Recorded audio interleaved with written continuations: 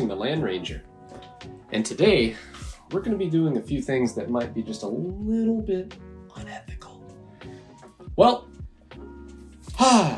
what a fun day this has been. So, I kind of wanted to do a little discussion about something that kind of bugs me and really could affect several people. And if used in a bad way, could really cause some damage. And honestly, should be resolved.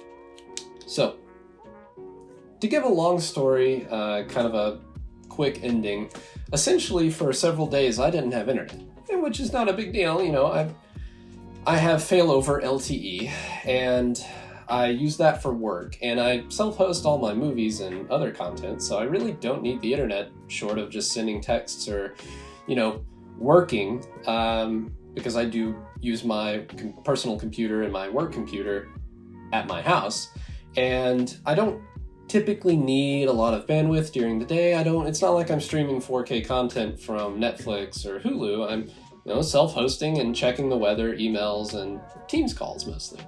But my internet had went out, and it's a fiber to the home ISP. It's recently expanded. They've absorbed several companies, and they are growing quickly. They're growing fast.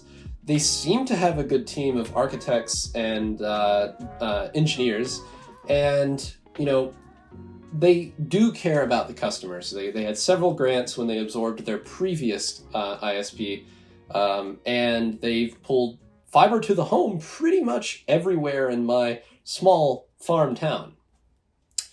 The interesting tidbit is, you know, they may or may not have, you know, done the right thing. My ISP is architecture is something that I don't have. I don't have a topology. I don't have any documentation. These are just things that I've been able to social engineer out of them and kind of learn on the back end.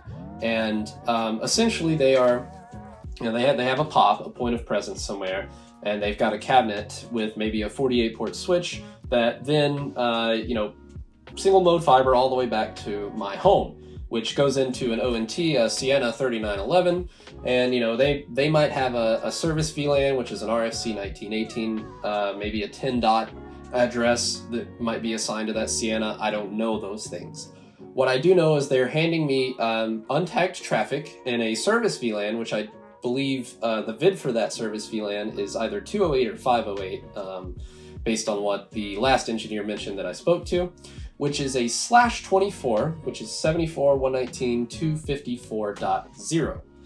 And there's another service VLAN or a customer VLAN in this area, which is 74.119.252.0, which is a /24. They are super netting, so this is in a /21. Both of those subnets fall into that, and we're going to look at that real quick. So we're falling into this /21 here, and the AS, you know, for point broadband's 26479. They have several downstream and then several upstreams. Their exchanges are, you know, they're pretty decent ISP. I mean, 1 to 200 gigabits, right? Like, that's a pretty decently sized ISP that's recently expanded into northern parts of Alabama and very far southern parts of Tennessee. Anyway, long story short, one day I didn't have internet, and you know, I can use LTE, that's fine, and I can, you know, call them or wait for a text, which they typically send me. They'll typically send me a text to tell me that there is an outage or a service problem. And so I called them because I never got a text, and I'm like, hey, I don't have internet. And I didn't want to troubleshoot it. You know, it's their equipment going into my FortiGate, which is a 70F, and we know how buggy those are sometimes. And I didn't think anything of it. They said, we're gonna send someone out there to replace the Sienna.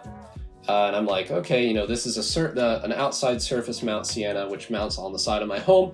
I know it's a Sienna because I've got into it before, and I was fine with them sending someone out, and they told me to do the whole spiel of, let's reboot, let's do this. Like, I see traffic on my WAN port, and I was seeing what you're seeing on the screen here, ARPs. I seen traffic, I just wasn't getting anything. So I did, do another capture, and I provided it to them that kind of escalated this. This went on for 4 days, and I never heard anything. I was like, hey, I'm sending a DHCP discover. Like, this is the discover. It should be coming to your cabinet, right? Like, you guys should be seeing this. And they said, no, well, we don't know right now. Like, I'm just, looking at this. I'm in this department. I haven't been able to see anything. I can see that your port is up and the light looks good. And I see a MAC address. And he's like, yeah, there's a MAC. And I'm like, are you kidding me? You're seeing my MAC address? Great. I mean, you should be. I can see every other bits and piece of layer 2 traffic, MDNS, and other stuff on this. I just can't get an offer. And I told him, I said, I've rebooted. I've tried plugging in a Cradlepoint, and I've tried plugging in a MacBook just to get a direct public IP address, and I could never get one. And the ISP point was like, well, let me escalate this up, and he did. And I didn't hear anything for a few days. So I'm like, I can see all this other layer 2 traffic. Let's see if I can ARP, because I am in a /24. My ISP doesn't do any sort of, MAC authentication. They're not doing 802.1x, or they're not doing dynamic ARP inspection. They're not doing DHCP snooping. There was nothing stopping me. So what you're looking at here is a bunch of IP addresses in the /24 that I am in, and we're going to look and see if my ISP has fixed this several days later. So right now I'm connected, and I do have DHCP on. This is a FortiGate, and we can see that our default gateway is a .1 74.119.1 or 254.1, and let's just do this. This is ARP.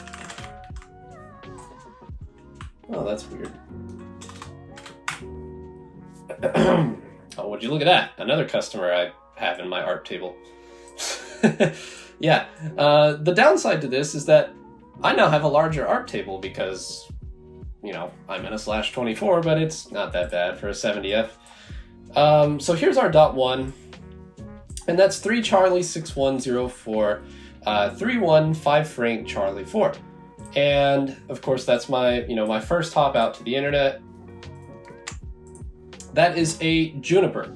That is likely to be their edge router. And I would imagine that I have no idea what Juno's version it's running or anything like that, but I do know that it's a Juniper device. And of course I can ping that. If I could copy the right IP address and not a MAC address.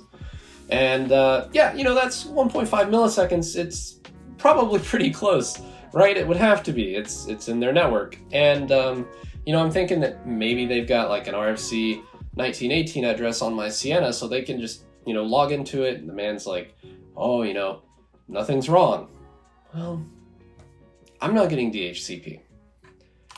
Anyway, I was able to find an address because I probed their network, and I can still do the same thing if they haven't fixed it in this short period of time. And that's something that I just wanted to show how easy it is for this to be a dangerous situation.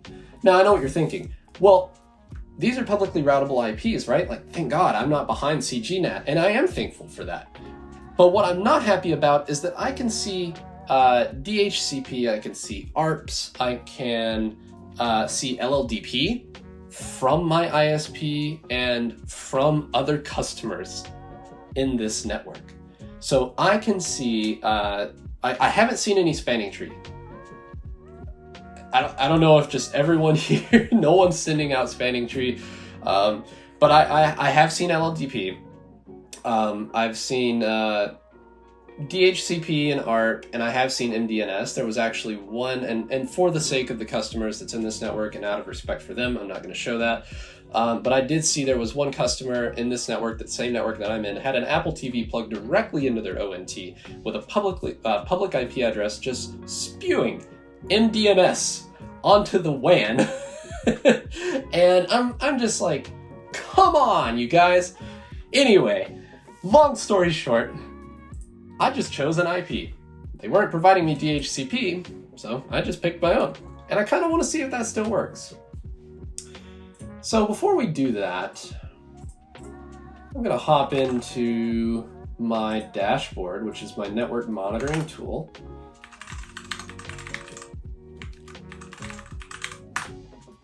If I type the right password first go around, I did not. Maybe. Oh, yes, look at that. Let's just MTR quad 8. I am doing IPv6 over this, and it's a 6 and 4 tunnel, so, you know, that might add a little fun to this flavor. I mean, it's going to take down some of the hosts that I have because there's no failover on that, although I wanted to set up failover with the SIT tunnel, but of course you can't change the source IP inside of the FortiGate without a reboot, so yeah, it doesn't work like that. But anyway, as you can see, here's my gateway. This should be the 10 dot network, so dot 1 here. And then we're going over the NPU link on the FortiGate because I'm doing inter VDOM. And then we get, you know, right to dot 1. So our third hop is the dot 1. That's just the Juniper that we've seen. And of course we're out to the internet shortly thereafter. And ping doesn't really start to increase until we get around, what is this, the 6th hop? It's really not that much anyway, so that's probably one of their upstreams. Yeah, likely to be one of their upstreams. And of course, you know, it's a 100 to 200 gigabit per second carrier. So let's just see if I can still do this. I'm not gonna probe their network. I'm just gonna see if the FortiGate can handle finding an IP that's not used. Okay, maybe not. They did say they were running out of IP addresses, which is funny because they have IPv6. They just don't deploy it anywhere.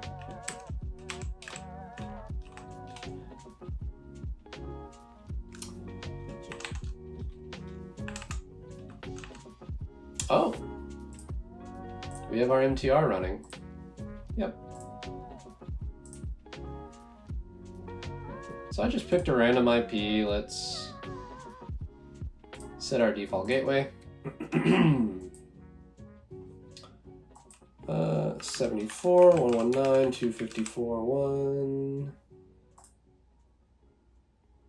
Oh, I already have a static route, apparently. Where's that at? Oh, it's right there. Oh, look at that. And would you look at that? Just like that, I'm still out on the internet. I chose another IP, and I'm still getting internet. So I can just go through willy-nilly and pick an IP address, just like what you see. Now, why is this bad? This is bad because, one, what if there was a duplicate ART? What if I just stole someone's IP address that paid for another IP address, or paid for this IP address, or maybe even, you know, we're already using this address and I chose it anyway. That's going to cause them more service tickets. So let's just pick another one. Not because I'm causing them problems. I won't assign something that's the FortiGate is spitting at me. So here's 78.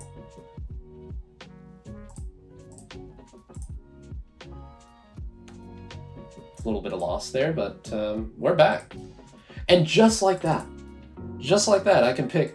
There's no, oh, that might be bad. Hopefully I didn't break their DHCP again.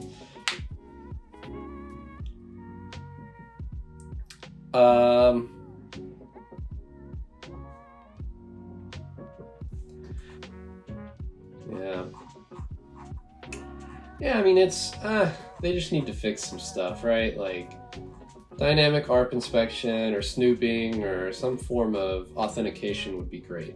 And again, I'm not upset. I just wish that they genuinely had a concern for other customers. Sure, I mean, everyone needs a publicly routable IP. That's not the security concern. They should be fine with that. A publicly routable IP is a blessing, really, because, you wouldn't want to be behind CGNAT, but at least from a layer 2 perspective, there are things that could be detrimental. And I think, me just willy-nilly picking IP addresses is probably one of those, right? And I think that they should fix it. They're good customer service. They're just growing pains, right? And, I'm thankful for this carrier, and hopefully they make the situation better and they stop spewing, LLDP and MDNS and all this other garbage that really shouldn't be going to other customers. Yeah. Anyway, that was just a fun little one there about just stealing an IP address. Hope you guys enjoyed. You all have a wonderful evening.